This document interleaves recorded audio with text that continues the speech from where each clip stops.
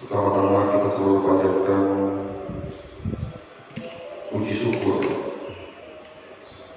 kehadirat Allah Subhanahu wa Ta'ala atas nikmat yang terus dilimpahkan kepada kita semua, baik nikmat iman, nikmat Islam, nikmat kesempatan, dan pastinya juga nikmat kesehatan. Salam serta salawat selalu tercurah kepada junjungan kita Nabi besar Muhammad SAW, keluarganya, para sahabatnya, dan semua pengikutnya hingga akhir zaman. Semoga kita termasuk yang mendapatkan syafaat oleh beliau nanti di hari akhir. Ucapkan terima kasih kepada Bapak Ketua Dewan Pimpinan Masjid Al-Mu'min, Bapak Hanifal, segenap pengurus, dan juga para jemaah, bapak-bapak ibu pada sholat subuh yang dirahmati dan dicintai Allah Subhanahu wa Ta'ala. Perkenalkan, kami Dr. Cahyo mewakili Predikti, Perhimpunan Dokter Digital Terintegrasi Indonesia, mewakili ASPTRI, Asosiasi Pengobat Ramuan Tradisional Indonesia, dan secara khusus mewakili klinik kami, klinik holistik, Rumah Sehat Holistik Indonesia.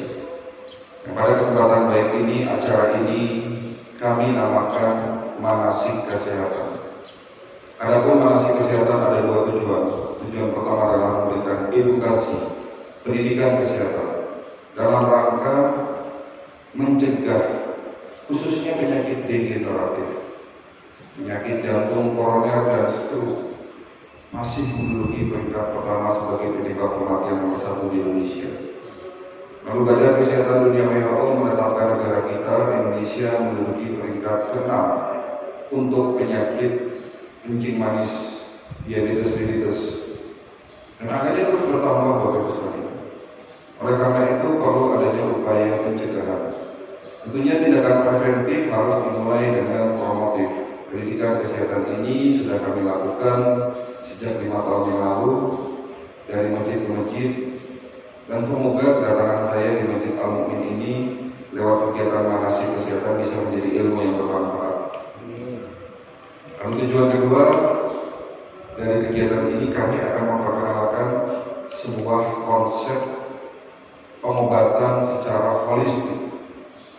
Pengobatan holistik integrated medicine adalah gabungan antara pengobatan medis konvensional ala barat dan pengobatan tradisional ala timur. Ilmu-ilmu yang baik kita serap, yang tidak sesuai dengan syariat Islam kita buang. Dan seperti tadi sudah disampaikan, hari ini pastinya ada tema yang akan kami angkat. Judulnya adalah kenapa penyakit kronis sulit untuk disembuhkan. Nanti ada hubungannya dengan kenapa pandemi COVID-19 sampai hari ini belum selesai di Indonesia. Bahkan rumornya ini kok trennya naik lagi. Ya, ada rumor di Eropa sekarang ada strain baru dari virus tersebut. Ya, bahkan juga ada rumor, semoga ini tidak benar, nanti di bulan Desember akan naik di Indonesia.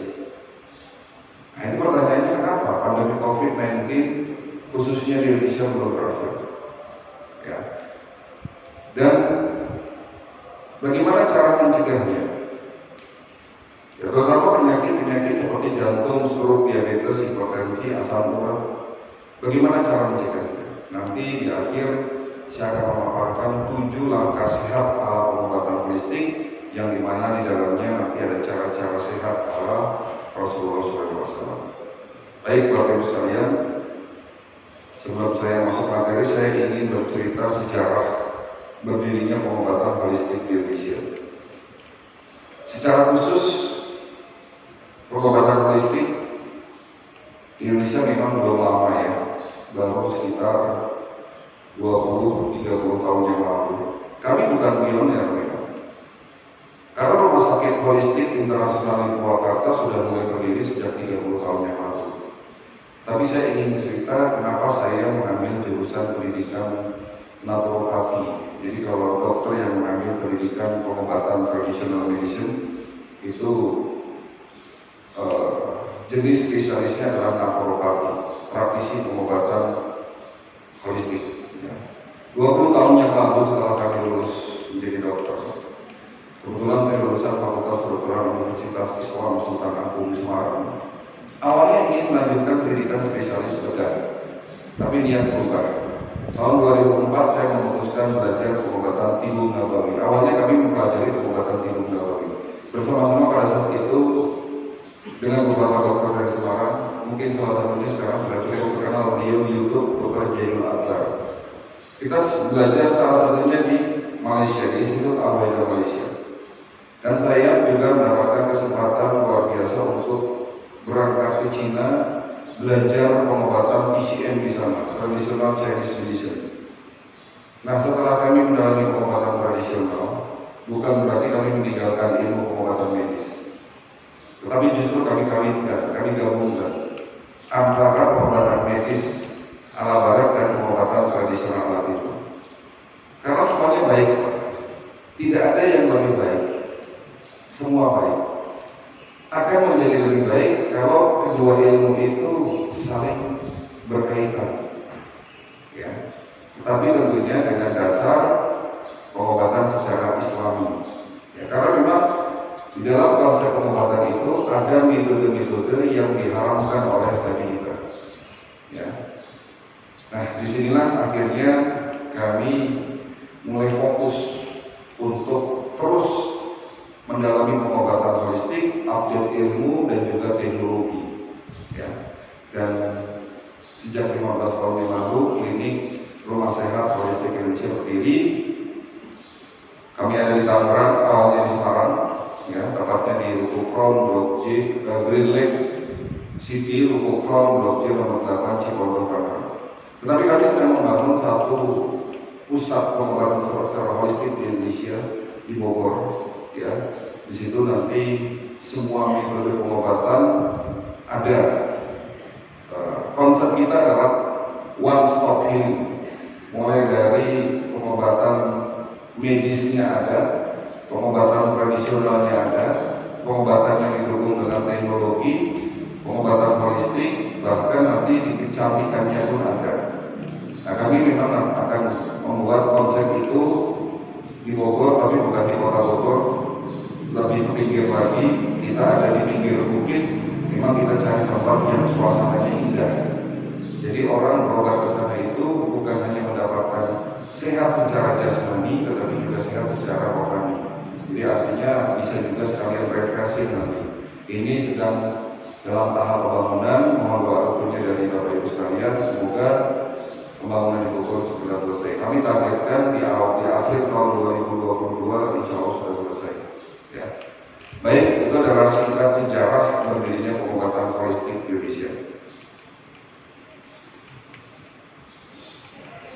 Bapak Ibu semua sehat di sini? Ya.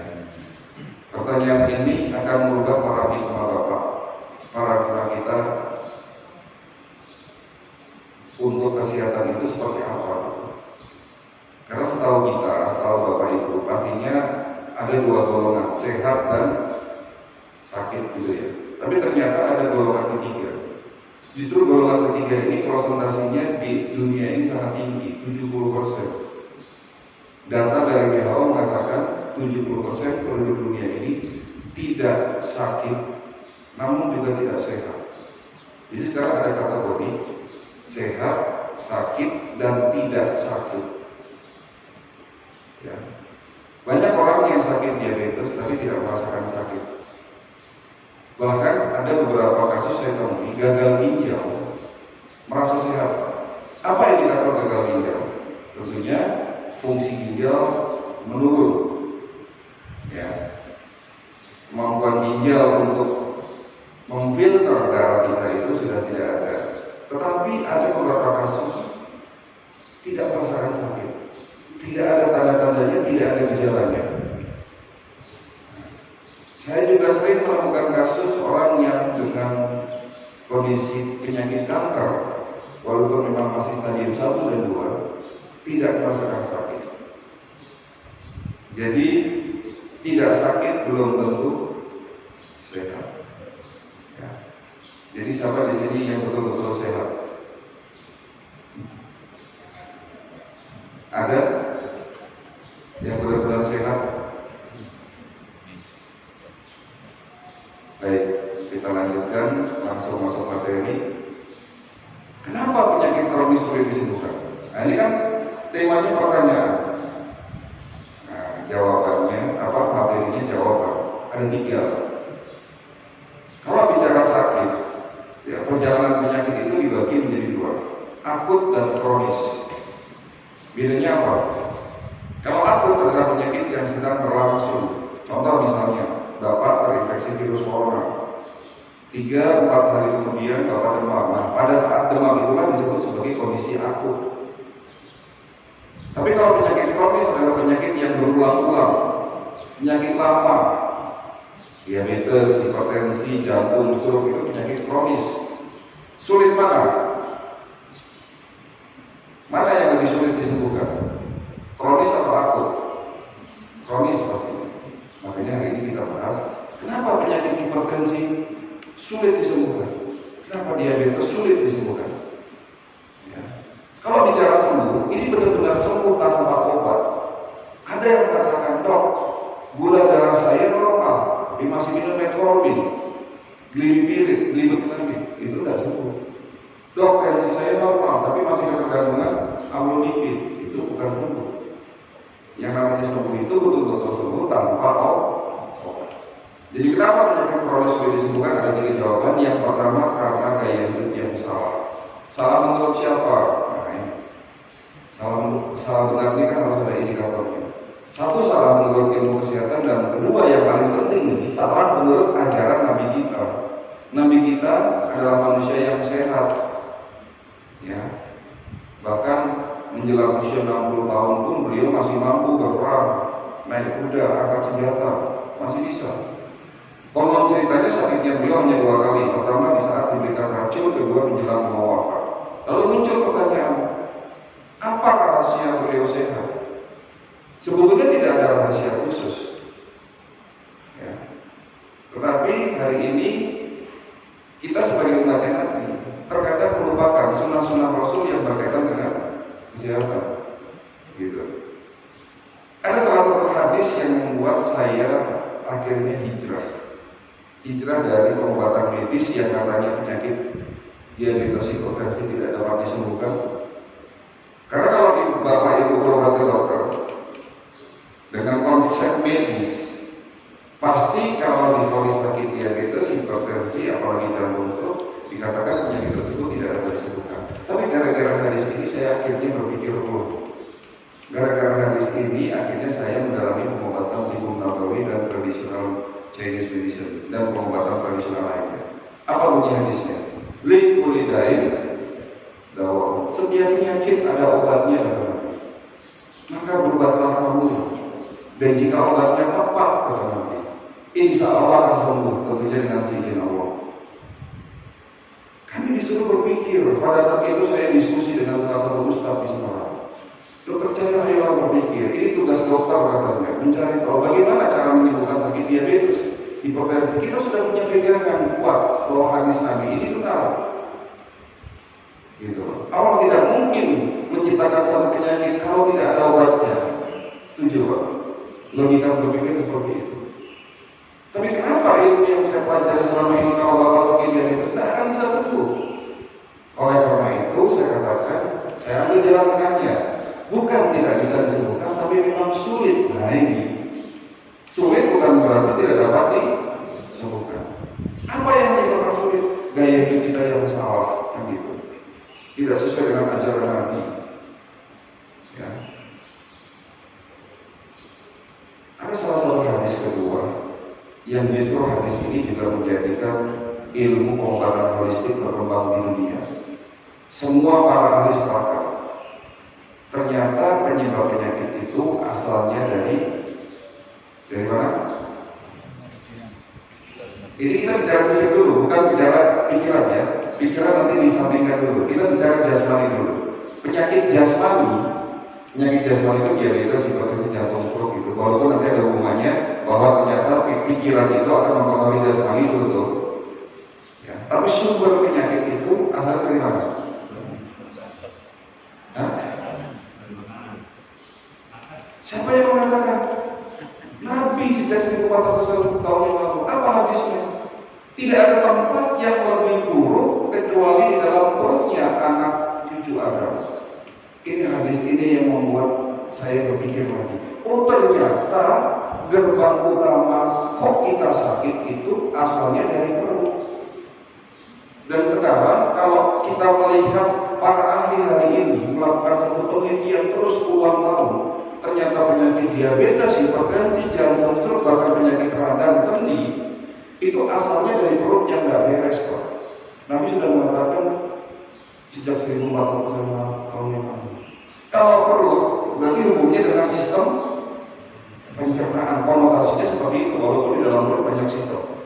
Kalau bicara sistem pencernaan berarti hubungannya dengan apa yang kita makan. Nah terjawab nih, mulai terang nih.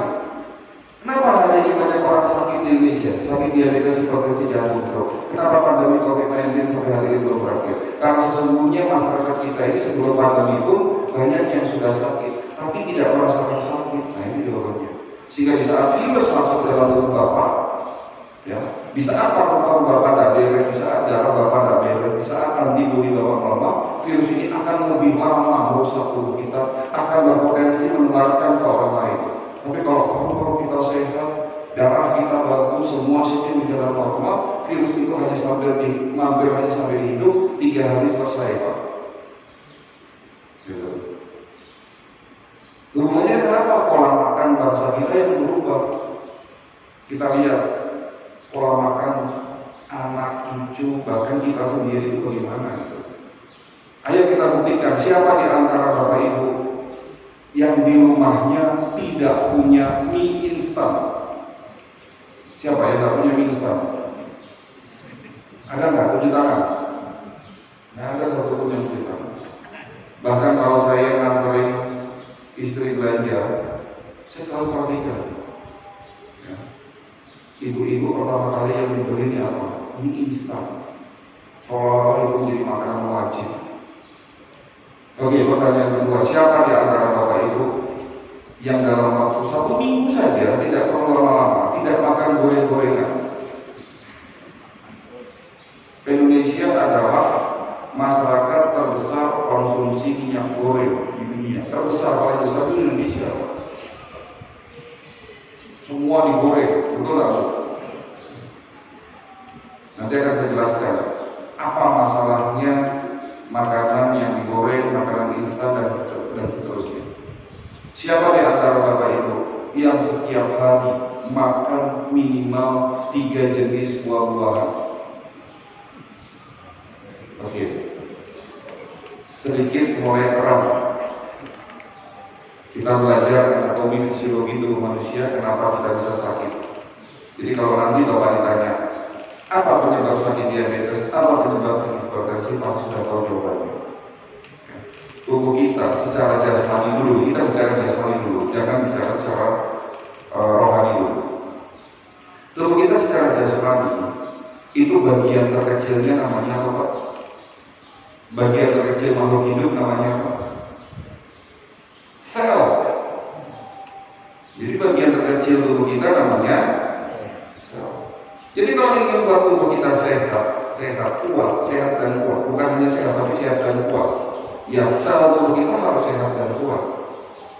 Tapi kalau selnya lemah, sehingga selnya rusak, organnya pun jadi rusak.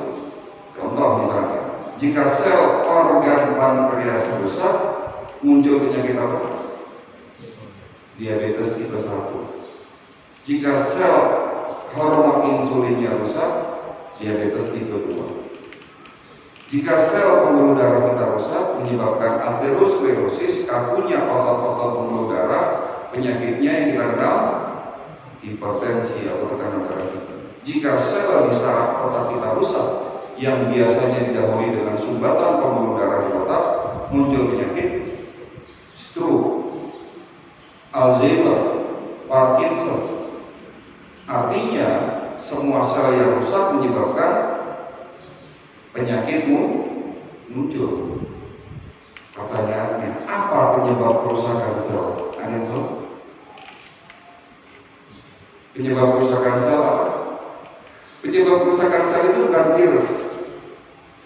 Secara langsung itu bukan virus, walaupun memang secara tidak langsung virus, bakteri, jamur akan merusak sel juga, tapi secara langsung penyebab kerusakan sel adalah radikal bebas. Tolong ingat. Jadi kalau ditanya apa penyebab sakit diabetes, rusaknya pankreas yang disebabkan karena radikal bebas. Radikal bebas itu molekul yang kehilangan pasangan elektronnya. Molekul ini sangat reaktif, sangat berbahaya. Kalau nempel di sel kita langsung rusak, bahaya sekali. Nah, radikal bebas itu terbentuk dalam tubuh kita karena proses yang namanya oksidasi. Oksidasi itu apa? Oksidasi itu contohnya proses berkaratnya sebuah besi.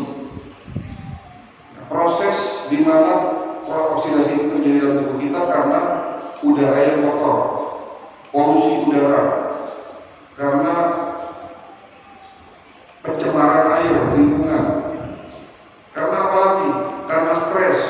Dan yang lebih banyak penyebab oksidasi dalam tubuh kita karena faktor makan makanan yang tidak bagus.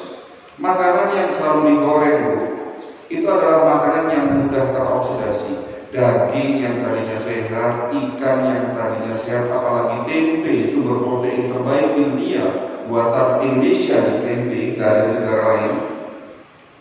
Kalau tempe yang tadinya sehat lalu digoreng, teroksidasi.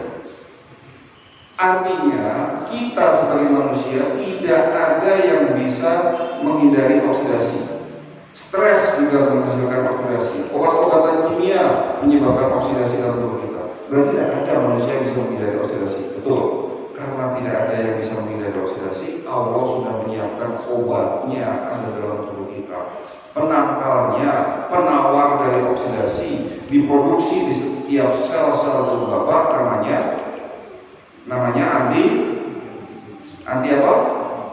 Antioksidan. Bukan antibodi, antibodi ceritanya beda.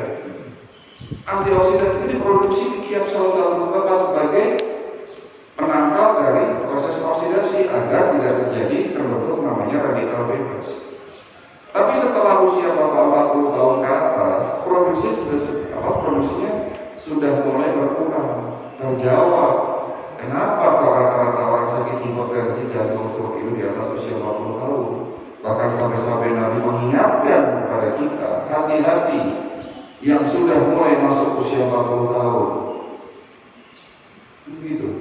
Karena secara fisik, seseorang yang sudah mulai masuk 40 tahun, kesehatannya sudah mulai menurun. Penyebab utamanya apa? Terbentuknya radikal bebas yang disebabkan proses oksidasi. Karena apa? Produksi antioksidannya sudah mulai menurun. Tapi kembali lagi, Allah Maha Baik. Allah bukan hanya menciptakan antioksidan ada dalam sel-sel tubuh kita, tapi menciptakan antioksidan ada dalam makanan kita. Jadikan makanan kita itu obat, karena antioksidan adalah obat terbaik yang ada. Semua konsep holistik yang berkembang di Eropa, di Amerika, itu berlomba-lomba menciptakan sebuah produk kesehatan, suplemen kesehatan yang isinya adalah antioksidan yang paling bagus. Karena penyebab sakit adalah radikal bebas dan oksidasi. Semua rata-rata begitu. Ada dalam makanan kita ternyata antioksidan itu. Ada di mana? Yang jelas bukan di mie instan, bukan di nugget, bukan di sosis, bukan di KFC. Tapi antioksidan itu ada dalam buah-buahan. Contoh, antioksidan namanya resveratrol. Antioksidan jenisnya banyak kasusnya. Antioksidan namanya resveratrol. Antioksidan yang dapat mencegah penyakit jantung koroner ada di mana? Biji buah anggur. Bapak Ibu kalau makan anggur, bijinya jangan dilepeh, ibunya diterus.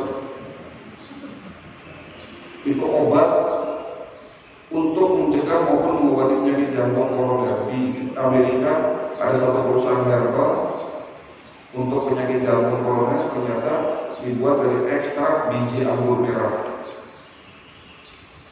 Ada antioksidan namanya lycopene, dapat mencegah penyakit prostat. Bapak yang sudah mulai susah kencing, kemungkinan besar sakit prostat, prostatnya membengkak, menekan saluran kencing, sehingga kencingnya susah, tidak tuntas. Sebetulnya bisa diobati atau dicegah dengan lycopene. Ada di mana? Buah tomat. Nah, Antioksidan yang namanya bromelain dapat mencegah penyakit kanker. Ada di mana? Buah nanas. Ibu kalau potong nanas, bonggol bagian tengahnya jangan dibuang ya Bu. Yang tengah tuh, itu kandungan bromelainnya sangat tinggi. Itu dapat mencegah penyakit kanker, terutama kanker payudara. Antioksidan yang terkandung dalam buah alpukat dapat mencegah penyakit pikun, Alzheimer. Nah, bapak-bapak yang usianya sudah di atas 60 tahun, setiap hari kalau bisa makan alpukat 1, apel 1. Karena apel juga mengandung antioksidan yang dapat menurunkan kadar lemak dalam darah kita, terutama lemak dalam liver kita. Semua buah mengandung antioksidan. Ada juga antioksidan terkandung bukan hanya di buah-buahan, tapi di mana? Di herbal, di rimpang. Hari ini, beberapa tahun yang lalu, ada salah satu herbal tanaman obat yang cukup viral karena penelitian mengatakan herbal ini mengandung 142 jenis antioksidan, kandungan vitamin C-nya 6 kali lipat lebih banyak daripada lemon, kandungan vitamin A-nya 3 kali lipat lebih banyak daripada wortel, bahkan diklaim sebagai superfood, makanan super. Apa itu? Daun kelor. Hanya hidup di Indonesia daun kelor. Antioksidan yang terkandung dalam dalam kulit manggis dapat mencegah dan mengobati penyakit kanker. Ya. Daun sirsak juga dapat mencegah penyakit kanker. Tapi hari ini kita lupakan itu. Indonesia sudah diberikan anugerah sama Allah, produsen buah terbesar di dunia, nomor 1 di dunia. Semua buah 80% di dunia ada di Indonesia, 80% ada di Indonesia. Tapi masyarakatnya lupa makan buah. Ini jawaban. Kenapa bangsa kita banyak yang sakit? Nah, coba tanya sama anak-anak muda di pojok sana. Kalau diajak makan ke mall, suruh milih Kentucky Fried Chicken atau makanan tradisional. Kenapa begitu? Karena minimnya pendidikan kesehatan Indonesia. Minimnya pendidikan kesehatan Indonesia. Andai kata pemerintah lebih aware, lebih memperhatikan masyarakatnya, pastinya dari mulai tingkat SD, SMP, SMA, kurikulum pendidikan kesehatan itu sudah diberikan sejak lama. Tapi nyatanya pendidikan jasmani itu hanya sekedar olahraga, iya kan? Tapi tidak diberikan secara teori ilmunya dan prakteknya bagaimana. Begitu. Saya mau cerita Pak, Ibu saya mau cerita. Tahun kemarin, tahun 2020, sebetulnya kasus ini banyak sih, tapi saya mau cerita salah satu kisah. Ada seorang ibu-ibu, pasien kami datang ke klinik usia 55 tahun dengan kondisi sakit diabetes yang sudah parah, komplikasi terjadi di mana-mana, kaki sebelah kanannya membusuk. Luka yang menganga itu membuat beliau ini tidak bisa melakukan aktivitas secara normal. Sakitnya luar biasa katanya, setiap hari nggak bisa tidur tuh. Ya. Sudah berbagai macam cara melakukan pengobatan. Bahkan ibu ini sampai hampir frustasi. Lebih baik saya diambil aja dok daripada saya menderita seperti itu. Curhat sama seperti itu. Hati-hati ibu. Ya. Hari ini banyak orang sakit itu bukan hanya fisik dan pikirannya sakit. Kalau sudah lama sakitnya ada sembuh, jiwanya bisa sakit. Ini bahaya. Kalau jiwanya sampai sakit itu bahaya. Karena sudah nggak percaya lagi sama Allah nanti. Seujung jadinya. Ya. Ibu itu pengen berobat ke klinik saya, memohon dok, tolong obati saya. Pastinya susah Pak, mengobati penyakit yang sudah parah gitu. Ini tantangan buat kami. Tapi inilah bentuk ikhtiar dari metode pengobatan holistik yang kami lakukan. Kami punya satu teknologi. Pengobatan holistik itu didukung dengan teknologi Pak, berbeda dengan tradisional. Kami punya alat namanya Human Resonance Magnetic Analyzer. Alat ini saya temukan di Beijing waktu kami study di sana. Ya, ini alat medical check-up, bukan alat terapi tapi alat medical check-up. Tujuannya apa? Agar saya bisa memberikan pengobatan yang tepat. Andai kata saya tahu kondisi dalam tubuh ibu ini secara menyeluruh. Nah, hal ini kelebihannya tanpa harus memakai media darah seperti yang biasa dilakukan dalam pemeriksaan di laboratorium, Bapak lihat darahnya, tanpa harus memakai darah. Alat ini mampu mendeteksi 250 parameter fungsional organ. Itu kalau diprint semua 30 lembar. Bentuknya angka-angka, fungsi jantung, fungsi ginjal, fungsi otak, saraf, dan seterusnya kelihatan. Alat ini saya dapatkan kurang lebih tahun 2011, tapi sampai hari ini sudah generasi keempat. Sudah saya ganti keempat, kalau nggak kelima juga.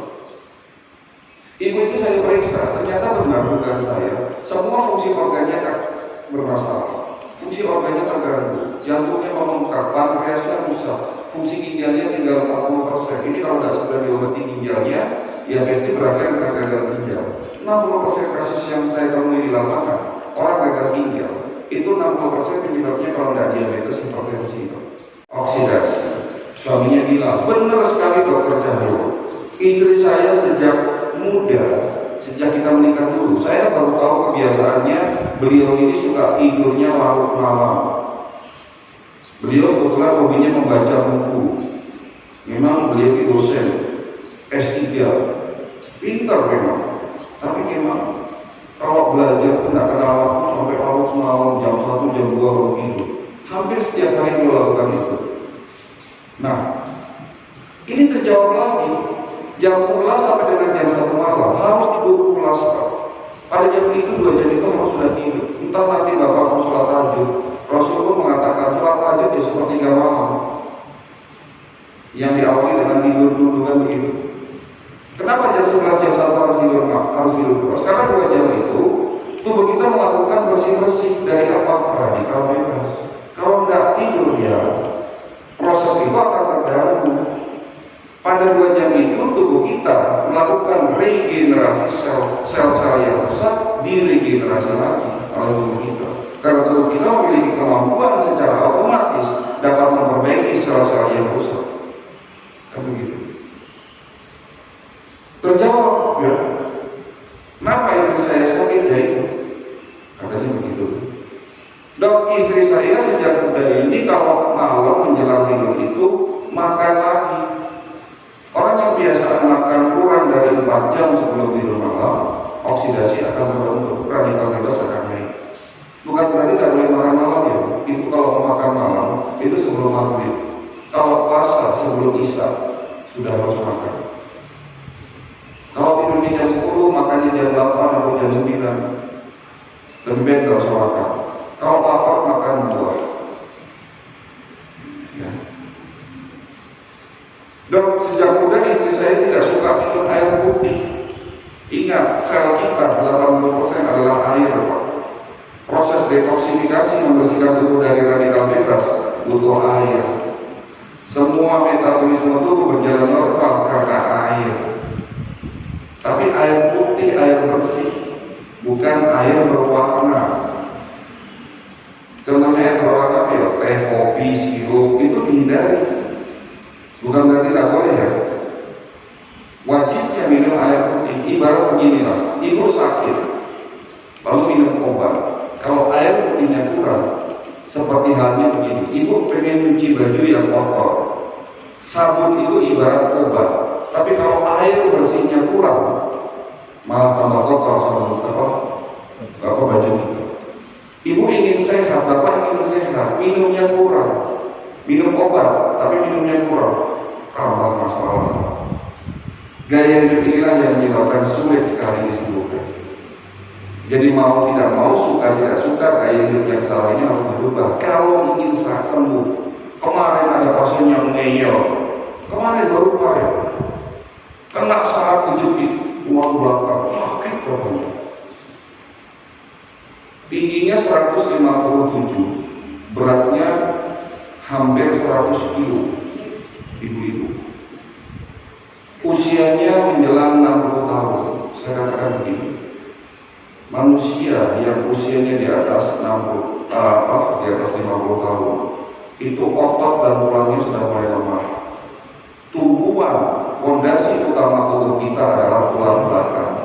Kalau otot dan tulangnya sudah mulai lemah, tetapi harus membawa beban yang overweight, beban yang begitu besar, ya pasti akan terjadi gangguan di tulang belakang. Berarti apa obatnya? Obat untuk mengobati saraf kejepit apa? Turunin berat badan. Saya katakan begitu sama ibunya. Susah dokter, ngeyel orang.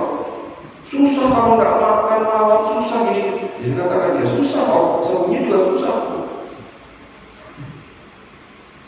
Paham maksud saya? Kan tidak ada obat yang lebih mujarab karena obat itu ada dalam tubuh kita sendiri. Apa yang kita makan? Ya. Makanya konsep pengobatan holistik di dunia berkembang itu kan dasarnya adalah self healing. Tubuh manusia memiliki kemampuan secara otomatis dapat memperbaiki dirinya sendiri. Bahkan ada salah satu buku judulnya bagus kok. Buku ini yang tulis owner dari Rumah Sakit Holistik Internasional di Purwakarta, Dr. Hussein Banjir. Bukunya judulnya Tubuhmu adalah dokter terbaik buat dirimu. Gitu. Saya pun buat buku, tapi tidak saya jual di media untuk buku. Saya berikan gratis buat pasien-pasien kami. Judulnya apa? Body, Mind, and Soul. Nah itu, kalau manusia terdiri dari 3 unsur: fisik, pikiran, dan jiwa. Jadi terjawab ya, kenapa kalau sakit diabetes saya tidak sembuh-sembuh? Ya karena tidak mau dirubah gaya hidupnya, masih sering makan nasi, gula pasir, makan yang manis-manis, goreng-gorengan, tidak pernah olahraga, ya stres berlebihan, tidur larut malam. Nah ini yang akhirnya menyebabkan penyakit sulit sekali disembuhkan.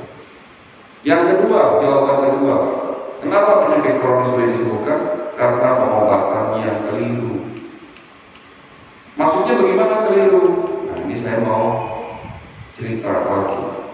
Datang ibu-ibu umur 59 tahun, dok pinggang saya sakit. Kalau perhatikan, sakit pinggang itu bukan penyakit. Mulai pusing, migrain, vertigo, sesek, nyeri, sakit pinggang, kesemutan, apapun yang kita rasakan itu sesungguhnya bukan penyakit. Itu adalah alarm tubuh. Cara tubuh ngasih tahu kita, cara tubuh lagi progres. Berarti di saat kita sakit ada something wrong di dalam tubuh kita. Ada sesuatu dalam tubuh kita. Nah sesuatu inilah yang harus dicari tahu. Ibu itu katanya sudah berobat ke dokter ahli saraf, diduga saraf kejepit. Ternyata setelah diperiksa, di foto ronsen, tulang belakangnya tidak ada saraf kejepit. Pindah lagi ke dokter ahli ginjal. Diperiksa ginjalnya ternyata baik-baik saja. Berarti belum ketemu penyakitnya. Karena belum ketemu penyakitnya, obatnya pun yang diberikan hanya obat pereda nyeri, obat analgesik. Ya. Sehingga ibu ini ketergantungan dengan obat analgesik. Datang ke klinik saya, tolong dok saya diobati, nanti dulu jangan tanya obat, saya tidak tahu penyakit itu. Lalu apa yang dilakukan? Medical check up holistik. Maksudnya holistik apa dok? Menyeluruh. Kita punya teknologi yang kedua. Ini alat canggih saya. Ini penemunya orang manusia. Kalau selama ini bapak CT scan, MRI itu di rumah sakit itu alatnya besar ya, masuk lorong itu teknologi nuklir. Tapi ada metode baru, teknologi baru. Nama alatnya 3D NLS Bioscanner, pemeriksaan sel-sel organ lewat gelombang otak. Memang masih jarang alat ini di Indonesia. Ya, saya datangkan dari luar, itu kurang lebih 4 tahun yang lalu. Rumah Sakit Holistik Internasional Purwakarta dulu ya. Alhamdulillah saya diberikan kesempatan untuk memiliki alat tersebut. Ini alat sangat membantu saya untuk menegakkan diagnosis. Karena ini diperiksa di menyeluruh Pak, semua organ akan kelihatan di situ, tidak pilih-pilih Pak. Ibu itu saya periksa, ternyata penyebab sakit pinggangnya dirangin, ada kista sebesar ini, peradan infeksi, menyebabkan infeksi di tulang panggul. Tapi penyebabnya dirangin. Nah setelah tahu penyakitnya itu baru saya resepin obatnya.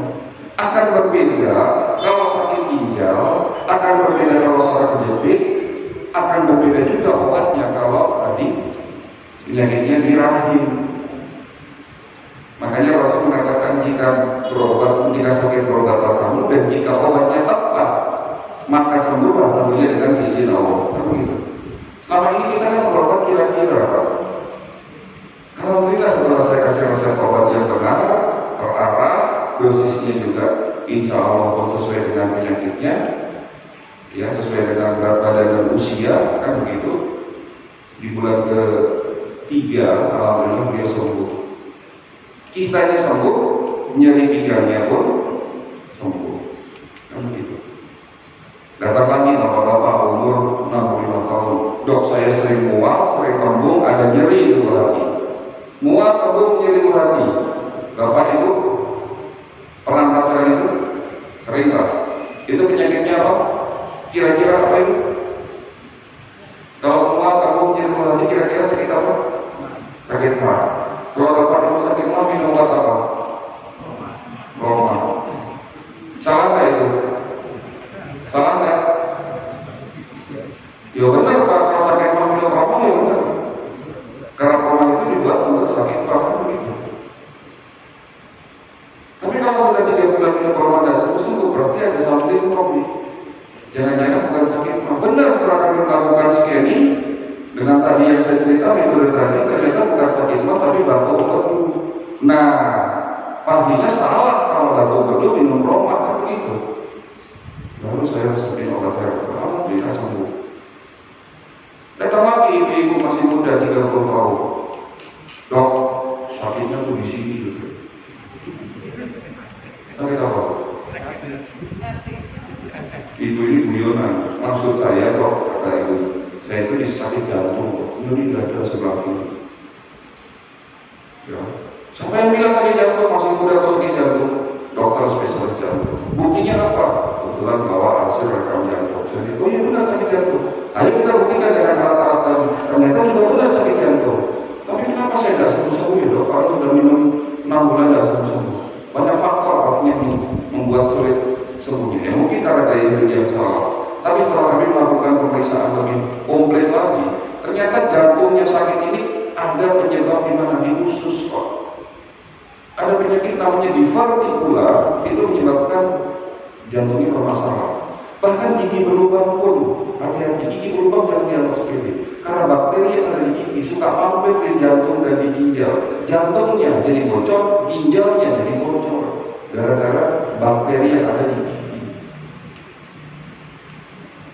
Jadi kalau yang namanya pengobatannya dari dulu ke hilir, apalagi kalau yang diobati hanya rasa sakitnya tidak akan sembuh. Contoh lagi, kenapa diabetes saya tidak sembuh? Misalnya banyak tanya yang begitu.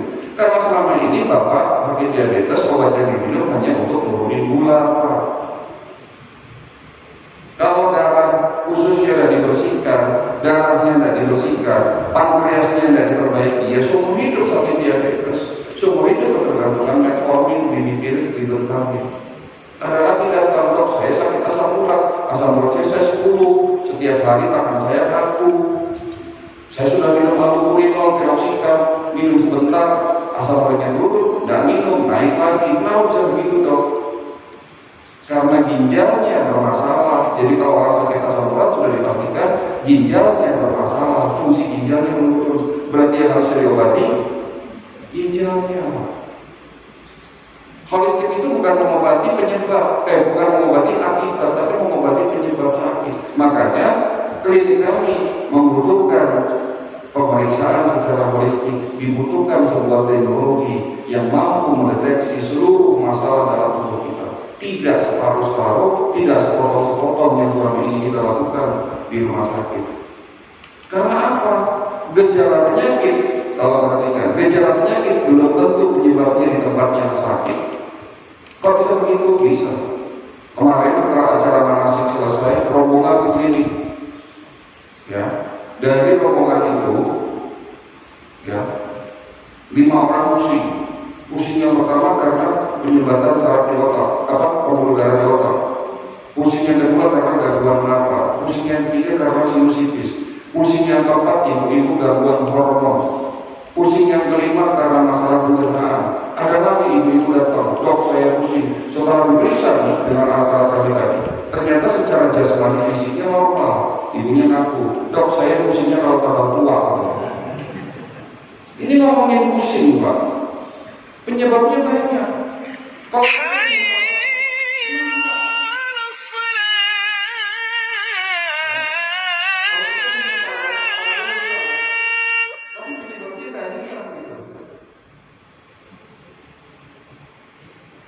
jadi jangan hilangkan alarm tubuh kita, karena alarm ini penting memberitahu kita, membuat kita waspada.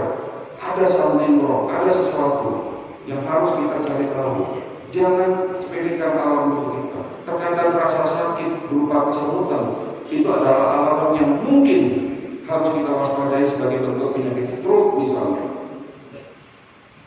Ya. Jangan sepelekan alam itu kita. Bapak Ibu sekalian, terkadang kita lebih sayang sama motor kita, lebih sayang sama mobil kita. Kok bisa? Mobil gak rusak kok dicungkap, mobil gak rusak kok ganti oli, mobil gak rusak, motor gak rusak kok diperiksa di dealer. Supaya apa sih? Tahu ya? Betul kan? Nah kita pernah dicungkap, pernah ganti oli, pernah dibersihkan khususnya, pernah dibersihkan darahnya, pernah nggak seperti itu?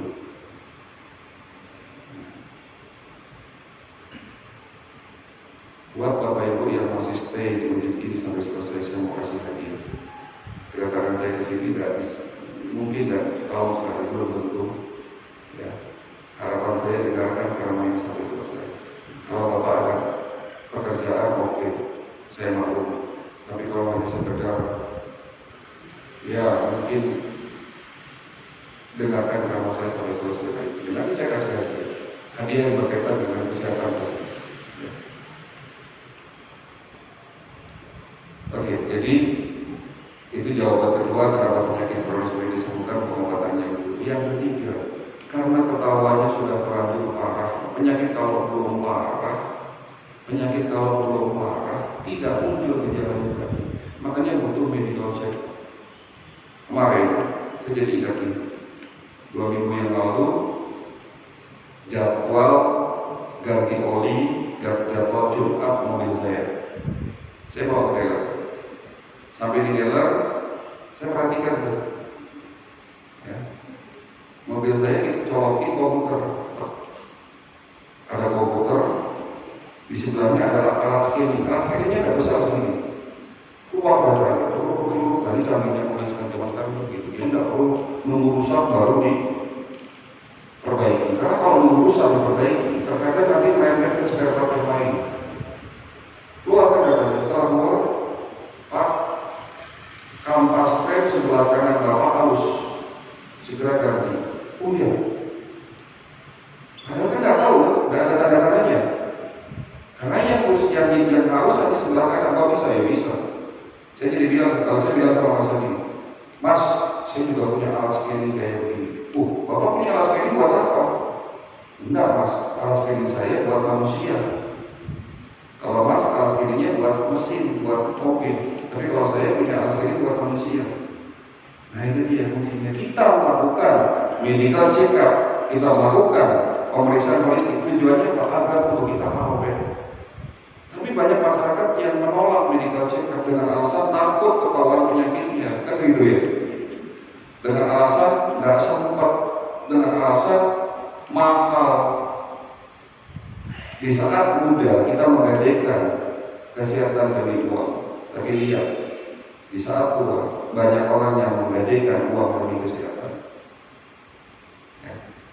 Pengalaman saya 20 tahun jadi dokter, 15 tahun jadi dokter spesialis naturopati. Kalau didatangi pasien yang sudah parah, sedih. Ada pasien dari Papua berobat ke klinik saya 11 kali untuk mengobati sakit jantung koroner. Dia nggak mau operasi pasang ini. Dilakoni naik pesawat dari Papua ke Jakarta. Ada pasien dari Lamongan kena kanker liver stadium 4, jantung koroner. Ada dari Sumatera, dari Bali, dari macam-macam. Kemarin ada nenek-nenek dari Medan berobat ke klinik saya kena kanker usus stadium 4. Orang kalau sudah sakit berobat kemanapun dilakoni, tapi kalau belum sakit jauh bro, mahal kok biayanya. Mohon maaf ya Pak, jangankan untuk berobat, jangankan untuk medical check up. Maaf ya, untuk dengerin ceramah saja, ceramah kesehatan, tidak sempat kok. Makanya saya di sini memberikan manasik kesehatan ini ya hampir setiap hari dari masjid ke masjid. Tujuannya apa? Ya akan mengajak masyarakat ini untuk bagaimana cara hidup sehat sesuai dengan ajaran Nabi kita. Yang namanya manusia pasti saja banyak masalah kesehatan, Pak. Nggak ada manusia yang sempurna kesehatan, termasuk saya. Tapi minimal dengan kedatangan saya ke sini, Bapak sekarang sudah paham bagaimana sih caranya mencegah lebih baik daripada mengobati kan begitu. Baik, materi selesai ya Pak. Jadi kenapa penyakit kronis ini disembuhkan ada 3 jawaban: gaya hidup yang salah, pengobatan yang keliru, dan ketahuannya sudah terlanjur parah. Penyakit kalau belum parah itu belum ada tanda-tandanya, terkadang begitu. Rata-rata orang berobat di mais itu kankernya sudah stadium 3 minimal. Rata-rata orang berobat di harapan kita, rumah sakit harapan kita, rata-rata jantungnya itu sudah parah, penyumbatannya sudah di atas 70%. Begitu juga penyakit-penyakit yang berobat di rumah sakit sudah parah baru berobat. Kalau belum parah, ya, terkadang itu kita takut untuk melakukan medical check-up. Mulai hari ini jangan takut melakukan medical check-up. Ya. Bapak-bapak, ibu-ibu silakan ingin bertanya. Ya. Terima kasih Pak Dokter dan Pak Keberadaan kesempatan. Tadi dari awal sampai akhir saya menyimak yang lainnya tentang selamat katanya bagus juga dan hubungan dengan subuh. Kalau kita sholat subuh kan berat ya untuk memang di itu dan sebagainya. Kedua, ada lagi yang dalam Al-Quran atau hadis yang mengatakan bahwa itu supaya siap katanya sering baca Al-Quran.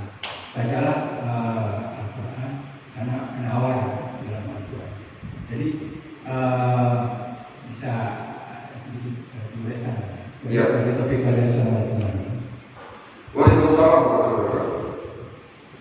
Banyak penelitian yang berkaitan dengan sholat malam, sholat tahajud. Ya, manfaat sholat tahajud itu dari sisi kesehatan itu sangat baik sekali. Ya, pada jam-jam 4, setengah 4, jam 3 ke atas sampai dengan jam 7 pagi, tubuh kita, terutama jantung kita dalam kondisi yang sangat lemah pada jam itu, sangat lemah sekali pada jam itu, sehingga banyak orang kena serangan stroke, serangan jantung itu di pagi hari, terutama setelah sholat subuh. Dengan kita bangun di sepertiga malam, melatih otot-otot kita, terutama otot jantung, untuk bisa melakukan tugasnya secara benar. Makanya beberapa video saya viral di WA group dan dikirim di biologi. Video saya udah lama nih, sejak tahun 2017 video ini, tapi baru kemarin gitu.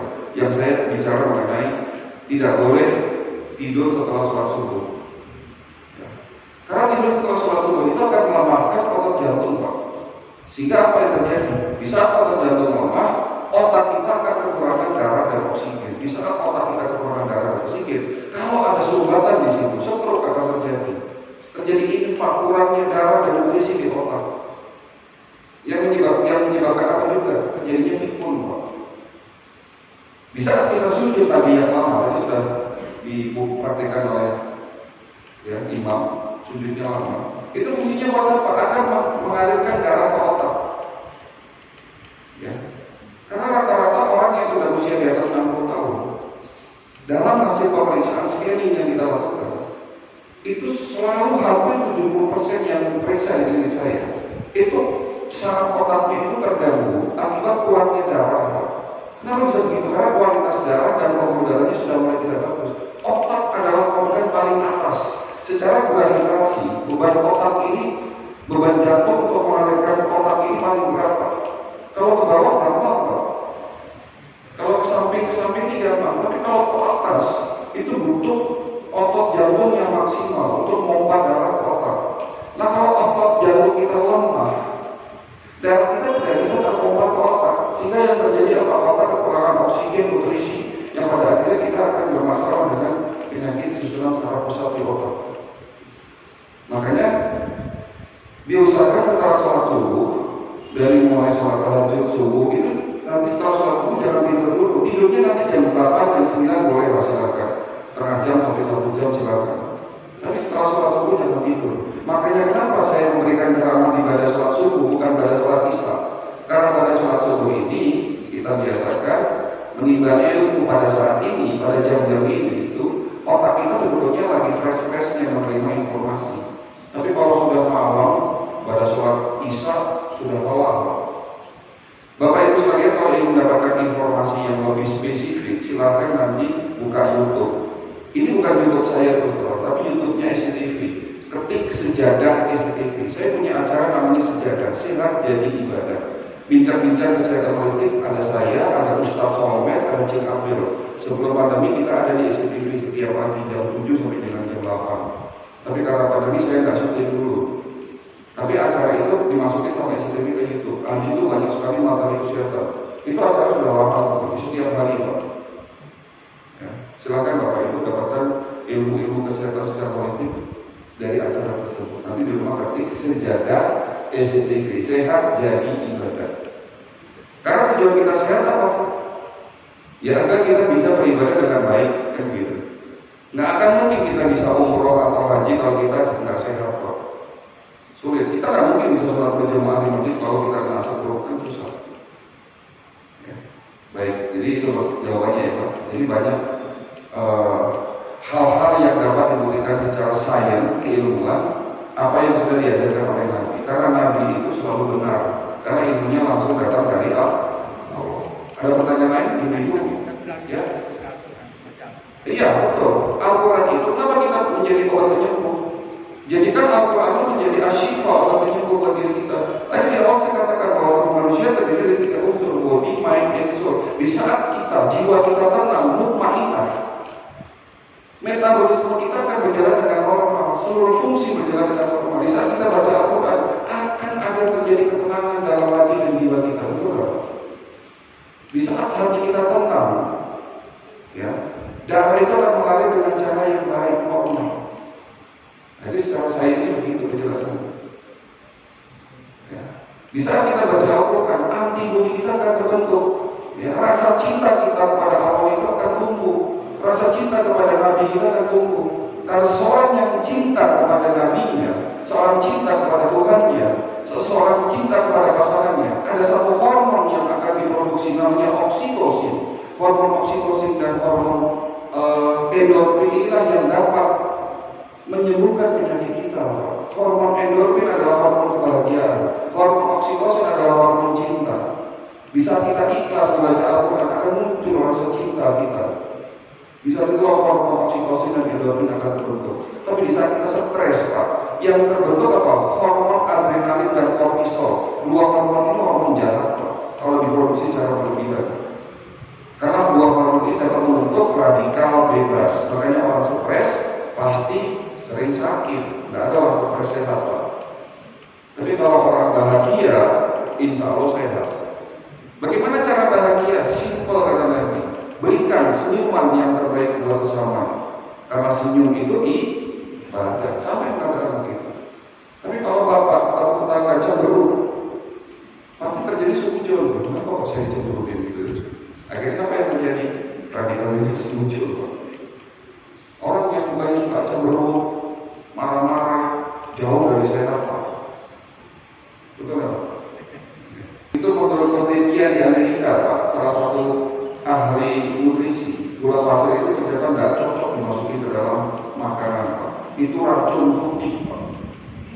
Gula pasir kalau masuk dalam darah kita, itu seperti karamel, dia lengket di pembuluh darah Pak, ngerat dirinya, akan menyebabkan terjadinya hipertensi. Jadi hipertensi itu bukan hanya karena darah Pak. Diabetes, jantung, stroke itu karena gula pasir. Kalau pakai manis, madu, gula aren. Gula aren mahal dok. Jadi gula aren memang agak sedikit lebih mahal daripada gula pasir, tapi lebih sehat. Apalagi kalau mau madu. Ya. Jadi jangan makan gula pasir, kurangi tepung-tepung yang sudah makan nasi pakai ini. Apa bedanya? Sama-sama karbohidrat loh. Kan begitu. Nasi uduk contohnya kan nasi karbo ya. Temannya nasi uduk apa? Bakwan karbo. Temannya lagi apa? Mie karbo. Temannya lagi apa? Kerupuk karbo. Mana proteinnya? Ada dok. Kalau setengah potong.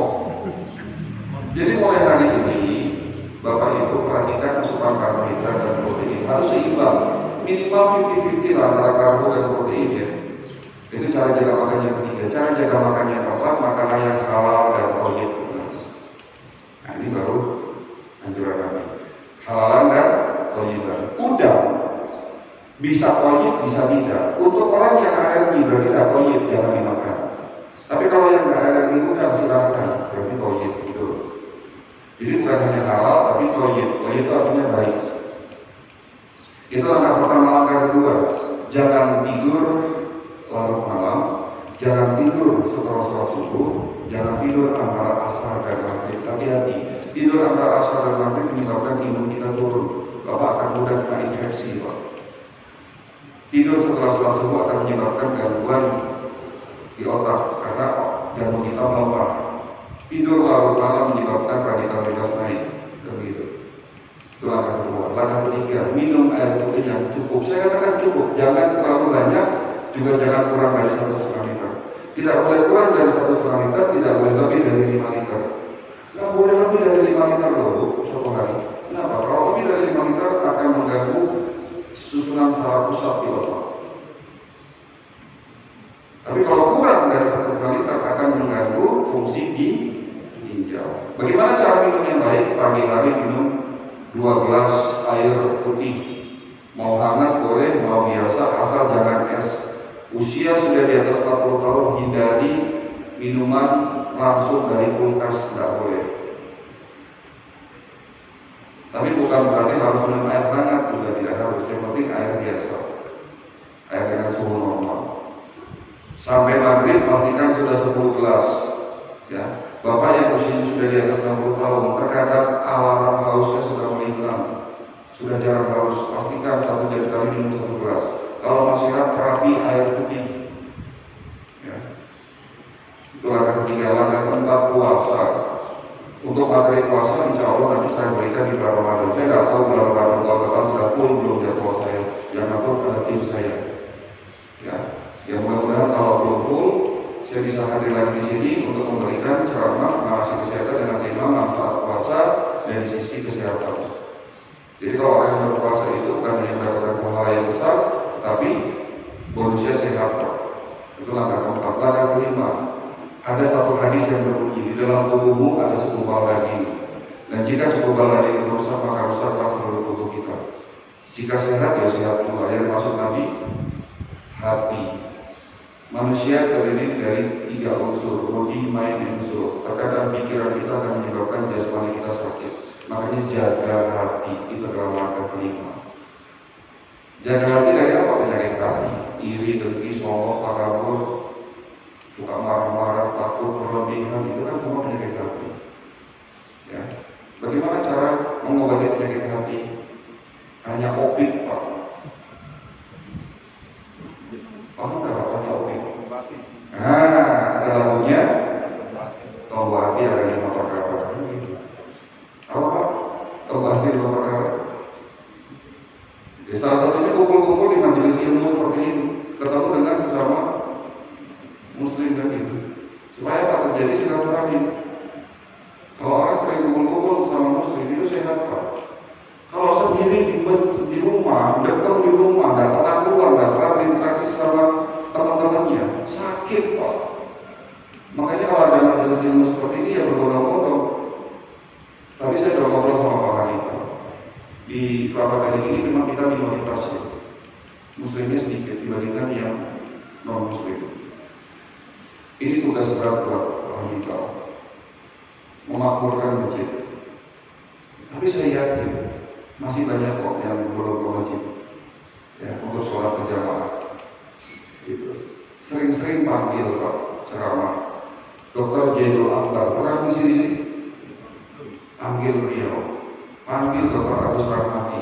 Tadi saya sudah cerita juga, di dekat sini ada Dr. Karli. Beliau punya metode namanya Smart Kolbu Revolution, mengobati penyakit dari kolbu yang sehat. Beliau ada metodenya namanya Smart Kolbu Revolution. Enggak jauh tinggalnya di sini, di Kelapa Gading. Cuma saya lupa di Kelapa Gading yang pesantren lama atau yang baru ya, saya lupa. Dia punya klinik namanya Detox Dr. Karli, itu di jalan raya yang tadi saya cerita tengah depannya ada kali besar itu. Nah, nanti hubungin aja di situ ada klinik namanya Detox Dr. Karli. Beliau akan silakan diundang gratis Pak. Dokter Jenderal Abdullah, Dokter Agus Ramadi, teman-teman dokter yang tergabung dalam PMIT, memberikan ceramah seperti ini gratis, tidak pernah minta bayaran Pak. Nah itu makmurkan masjid dengan majelis ilmu. Ya. Baik, itu adalah langkah kelima. Langkah keenam, olahraga. Olahraga ini harus 3 syarat, teratur, terukur, sesuai umur. Umur sudah 60 tahun jangan main futsal ya. Umur 60 tahun ada yang main futsal. Kemarin ada pasien saya, papinya bengkak. Ternyata jatuh gara-gara main futsal, padahal sudah 67 tahun. Nah itu tidak sesuai umur saya bilang. Malah jadi masalah. Umur sudah 60 tahun itu cukup senam pernafasan bagus sekali. Karena masalah terbesar pada usia 60 tahun, 3 organ ini selalu bermasalah. Kalau tidak jantung, ginjal, paru. Untuk menguatkan jantung dan paru itu dengan senam pernafasan, senam tai chi, senam tera, senam Linienku. Nah, Bapak Pak Hannibal silahkan nanti ke MRBJ, Masjid Raya Bintaro Jaya. Di situ pengurus Dewan Kemakmuran Masjid tidak ada, salah satunya namanya Dr. Indra Kusuma. Beliau adalah ketua senam Linienku Indonesia. Silahkan nanti hubungi beliau, bilang saja dari Dr. Cahyo, ya. Nanti beliau akan mengirim utusannya untuk ngajarin DKM Masjid ini untuk senam Linienku. Itu bagus sekali untuk menguatkan organ jantung dan paru-paru. Silahkan nanti ke MRBJ, Masjid Raya Bintaro Jaya. Insya Allah setiap hari subuh Dr. Indra ada di sana Pak. Ya. Itu langkah ke-6. Langkah terakhir adalah medical check up sebelum sakit. Seperti halnya motor yang perlu di check up setiap 4 bulan sekali Pak. Pertanyaannya, Bapak Ibu sudahkah medical check up rutin 1 tahun sekali? Mau medical check up? Ada tapinya Pak. Piro dok itu ya. Wani piro. Medical check up holistik memang nggak murah terus. Itu kalau dilakukan di rumah sakit. Karena medical check up holistik, yang namanya holistik itu menyeluruh, berarti komplit. Mulai dari periksa darah, periksa ronsen, USG, CT scan, dan lain-lain. Itu metode di rumah sakit. Tapi ada metode terbaru dengan alat terbaru, dengan beberapa kelebihan. Dengan teknologi namanya Human Resonance Magnetic Analyzer dapat mengetahui 250 parameter pemeriksaan dan scanning dengan teknologi 3D dan sebagainya. Kalau di rumah sakit itu biayanya 30 juta, tapi kalau di klinik bisa 1.750.000. Sudah komplit medical check up holistik. Tapi saya mau kasih hadiah, nah ini, ya, ini terakhir dari saya. Ada 2 pasien, umum dan khusus. Kalau perhatikan, umum tidak ada syarat. Kapanpun dapat Bapak datang ke klinik, itu periksa biayanya tadi berapa? 1,750 plus biaya konsultasi, kurang lebih 2 juta. Itu pun masih saya anggap murah, kenapa? Karena ini holistik menyeluruh. Kalau Bapak mau jadi pasien khusus, biayanya separuhnya dari umum, 50% Pak. Jadi berapa Bu? Coba dihitung. 1.750.000 bagi 2 berapa? 875.000. Itu lebih murah daripada PCR swab. Fasilitas kedua apa jadi pasien khusus? Gratis konsultasi selama 1 tahun dengan dokter misalnya termasuk dengan saya. Tapi untuk jadi pasien khusus ada syaratnya. Apa syaratnya? Yang boleh menjadi pasien khusus hanya Bapak Ibu yang mendengarkan ceramah saya sampai selesai di masjid ini. Yang sudah pulang gimana ya sudah. Saya sudah sepuluh dari awal.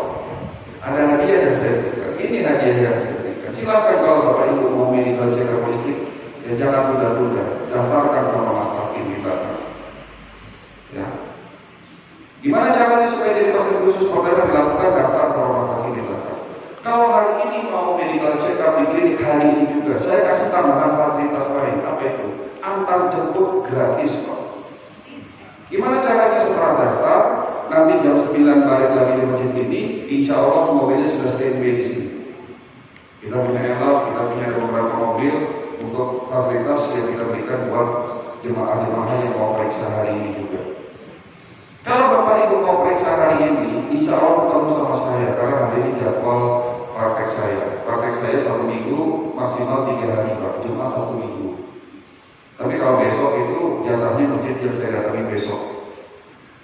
Ya, masalah teknis gimana, masalah penjemputannya bagaimana, intinya kalau Bapak Ibu mau bertanya medical check up, bertanya sama Mas Mutakin, ya, beliau adalah tim dari kami, ya, beliau nanti akan melayani Bapak Ibu untuk menjawab pertanyaan seputar medical check up secara teknis. Ya, cukup sekian dari saya, semoga acara ini menjadi ilmu yang bermanfaat. Mohon maaf ya Pak, kalau ada kata-kata saya tadi yang menyinggung hati Bapak, karena kesempurnaan milik Allah. Kami di sini sebagai manusia banyak salahnya pastinya.